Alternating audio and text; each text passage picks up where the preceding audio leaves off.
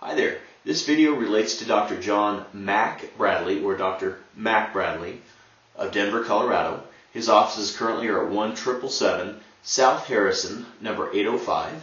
He's a psychologist, and I'd hired Dr. Bradley to do a court-appointed parental responsibility evaluation for a custody case regarding my daughter and my ex-girlfriend.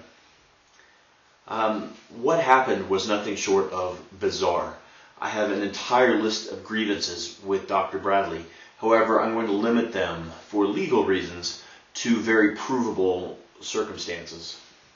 My complaints are very long, and I currently have a number of complaints filed against Dr. Bradley with the Department of Regulatory Agencies here in Colorado.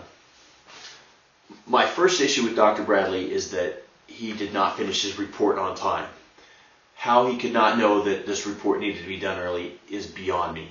I have emails that I sent him 4 days prior to the expiration of his report needing to be done, and he failed to respond to my emails, and he failed to finish his report on time.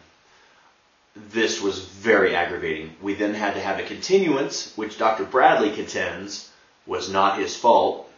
Somehow him finishing his report late had nothing to do with the continuance, allegedly. But I can assure you that, well, I will stick to keeping this very, stick to what I can actually prove. I can prove that his report was late, and I can prove that we had to have a continuance. I'll let you draw whatever conclusions you want from that. My biggest issue with Dr. Bradley relates to this email. And this gets a little long, but bear with me here. This is very interesting. My attorney wrote to Dr. Bradley asking him for a copy of his file. My attorney's email reads, "I do not yet know whether the parties will be able to settle this case. Therefore, I need to request a copy of your file. Thank you."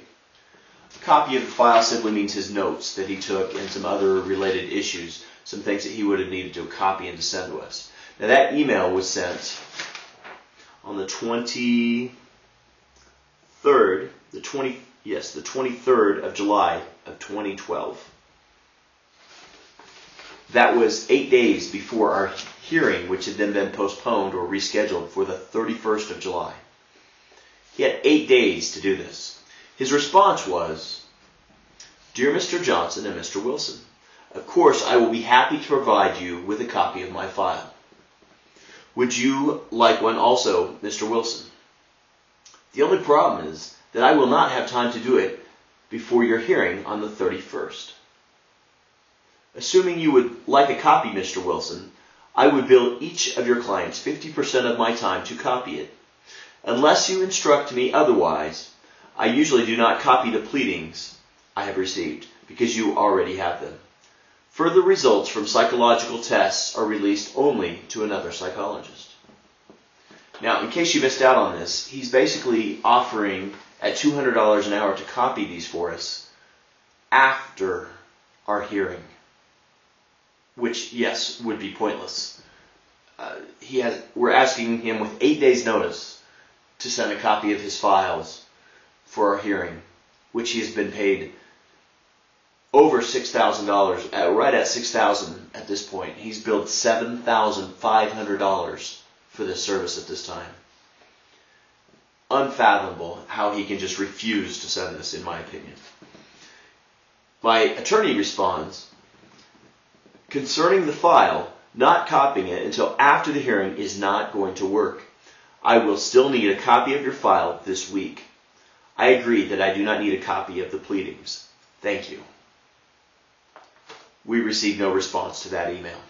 So with 8 days' notice, Dr. Bradley was unwilling to provide a copy of his file for a hearing for a case in which he had been hired as a parental responsibility evaluator for a very important custody case.